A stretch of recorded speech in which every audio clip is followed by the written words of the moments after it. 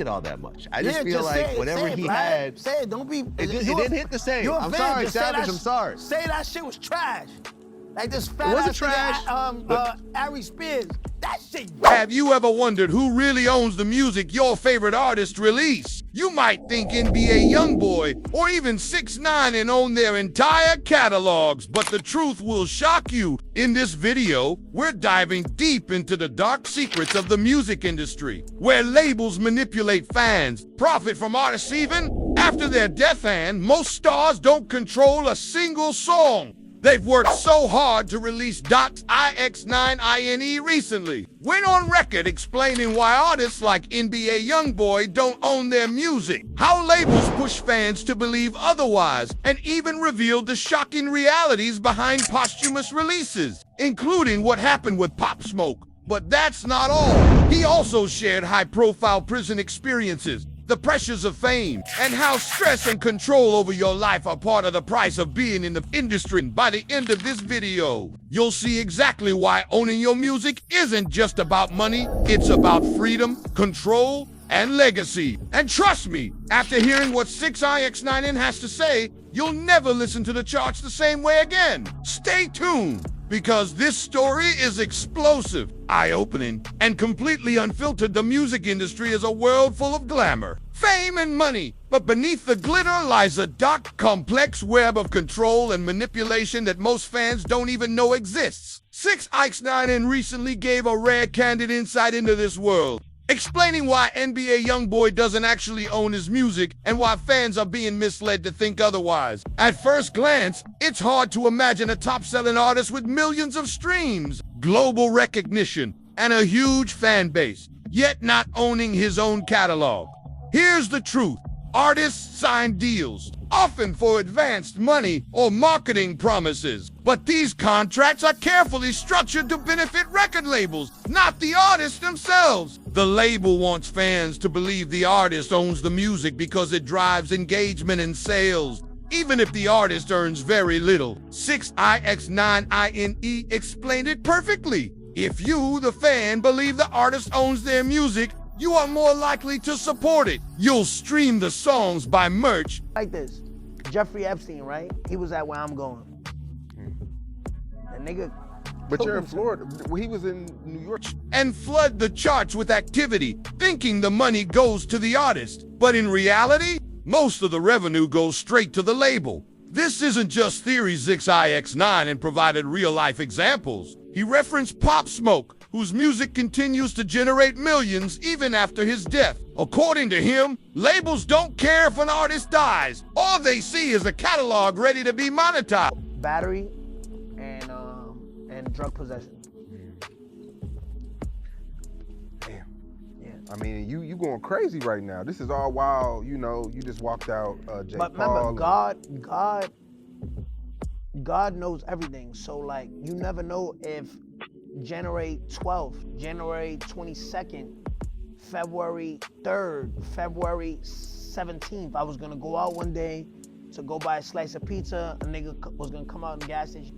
They orchestrate the narrative, telling fans that proceeds are going to the family, when in reality, it's often the label keeping the lion's share. So why does this happen? It's all about leverage. NBA Youngboy, despite his incredible output and influence, signed a deal with Atlantic Records for 36 albums. A number so high it's almost impossible for any artist to retain ownership. 6ix9ine claims Youngboy released so much music just to try to get out of his contract. Yet the ownership remained with the label. The message here is simple. No matter your fame, the contract often controls you, not the other way around. But 6ix9ine didn't stop there. He also shared his own struggles with fame and legal consequences. He talked about being on the verge of prison, how it shapes his mindset, and the surreal experience of being locked up with some of the most powerful and famous people in the world, from the president of Honduras to high-profile financiers like the FTX founder. This isn't just celebrity gossip, it's a window into a world most people will never see, highlighting the dangers, the political games, and the sheer unpredictability of life when you're in the spotlight. Beyond the contracts and legal drama, there's also the human side of the story. 6ix9ine spoke about his weight gain during house arrest, the stress of constant monitoring, and how these pressures affect his life. This honesty makes the story relatable despite being a controversial figure. He's showing fans the cost of fame beyond the music and money. Fame comes with a price: stress, scrutiny, and loss of personal control.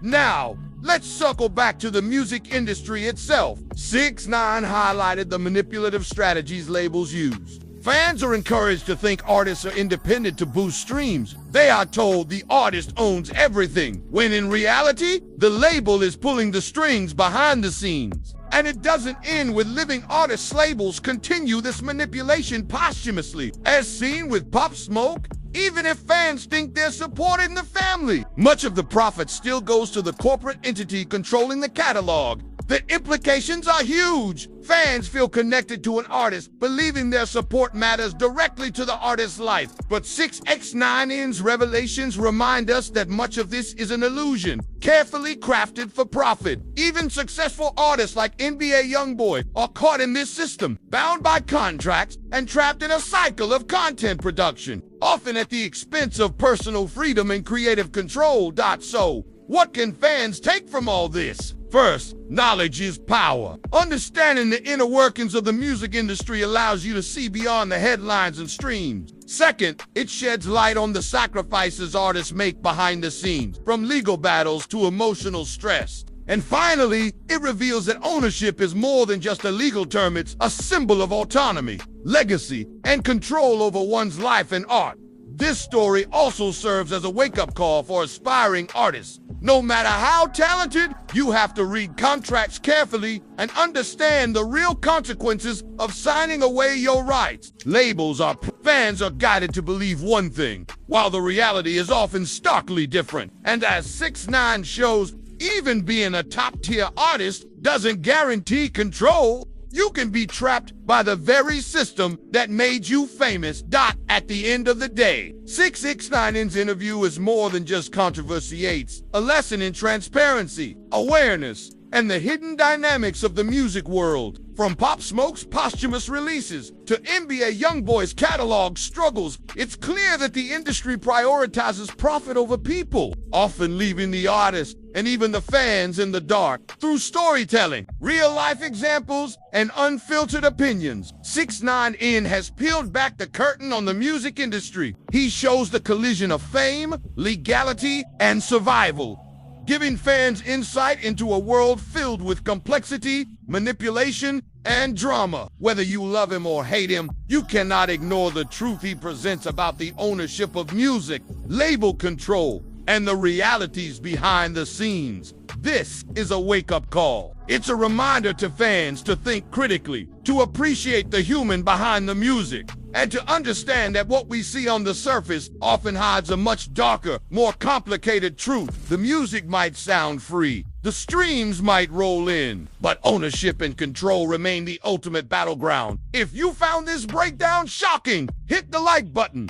and share this video with everyone who thinks artists truly own their music. Comment below, did you know NBA Youngboy didn't control his catalog? Or that Pop Smoke's posthumous releases might not have benefited his family? Don't forget to subscribe for more insider truths from the music industry, stories you won't hear anywhere else. Stay tuned, because the next video will uncover even deeper secrets behind your favorite songs, labels, and artists. Knowledge is power, and it starts here.